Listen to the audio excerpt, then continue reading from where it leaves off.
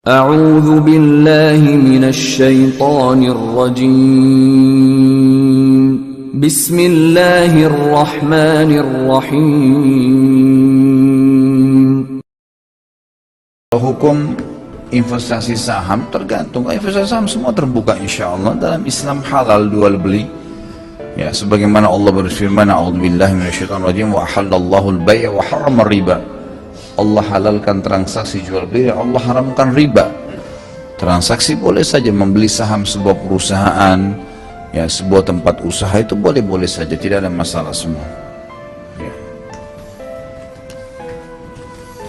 Ya, setahu saya Allah alam boleh, tapi ada beberapa syarat. Yang pertama, perusahaannya itu perusahaan yang jelas sistemnya, tidak ada sistem haram di situ secara agama.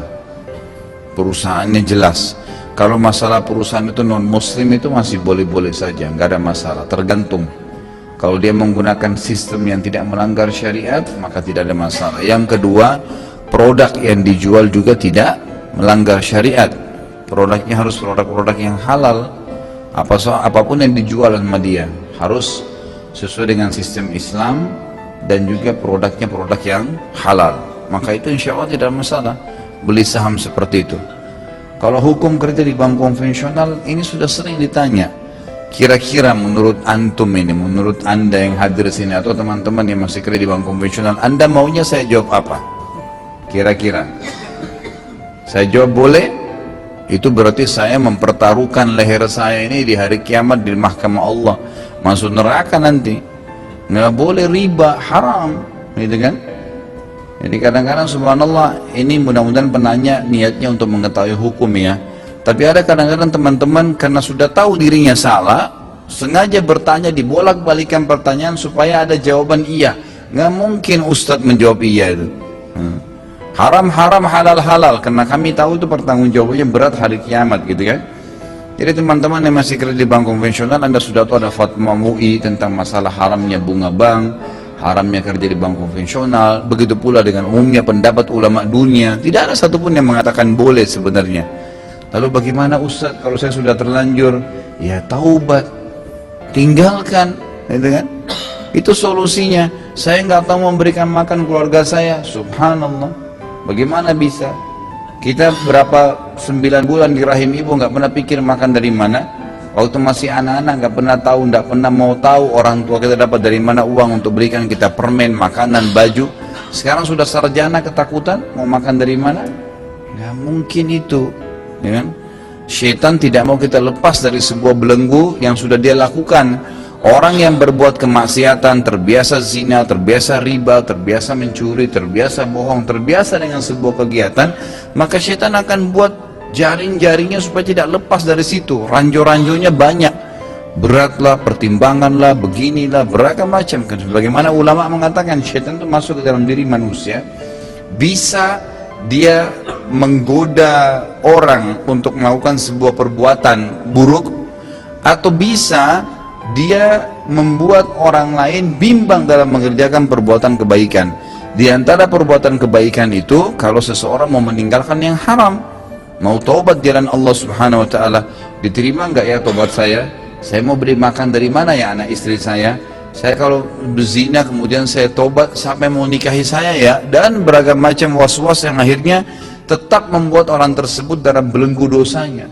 Keliru. Dalam Islam kata Nabi SAW, at-taubat tajubbu ma qablaha, taubat menutup segala kesalahan yang telah berlalu. Tidak ada masalah dalam Islam, taubat saja. Umar bin Khattab pernah kita bahas, pemabuk keras sebelum masuk Islam.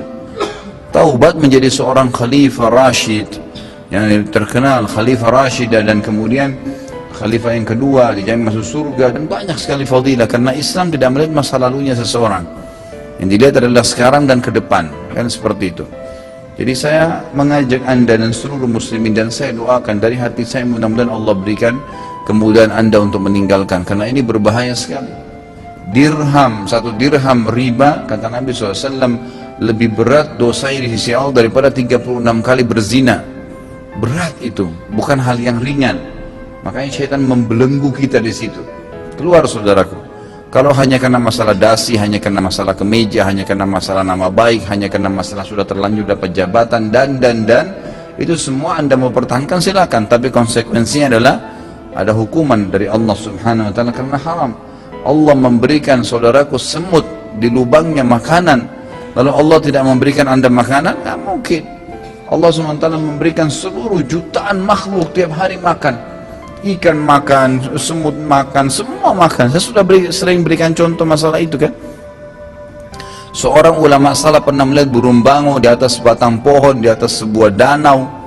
Ya, kemudian dia capek kerja di kebunnya, lalu kemudian dia keluar dari kebunnya, duduk di sebelah danau tersebut, lalu dia bilang, semoga Allah memberkahi hasil kerja saya hari ini. Artinya, mudah-mudahan hasilnya maksimal nih. Allah SWT ingin memberikan pelajaran kepada dia. Bagaimana memang Allah tidak akan mungkin pungkiri janjinya. Lewatlah sebuah batang pohon lagi ngapung di atas sungai tersebut, di atasnya ada burung bango, matanya buta, kakinya patah, dan ada di atas batang pohon tersebut. Kira-kira kata orang ini waktu dia lihat, saya ingin tahu bagaimana Allah berikan makan di bango ini. Matanya buta, kakinya patah, di atas batang pohon yang lagi jalan.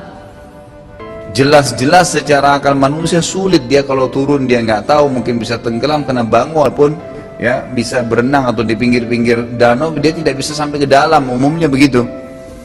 Maka yang terjadi adalah dia tunggu, nggak lama kemudian ada seekor burung elang dari kejauhan menangkap ikan, kemudian dia naik ke atas, begitu subhanallah melewati burung bangau ini, lepas jepitan ikan tersebut dan jatuh di depan burung bangau. Kemudian burung elang itu pergi dan tidak mengambilnya lagi. Lalu burung bangau cium bau ikan, tinggal turunin kepalanya makan. Bangau yang buta patah kakinya dimakankan oleh Allah. Bagaimana dengan Anda? Ini subhanallah banyak sekali. Coba lihat fenomena alam, banyak makhluknya Allah SWT, keajaiban bagaimana Allah berikan makanan semut, burung, hewan-hewan, banyak sekali. Apalagi manusia.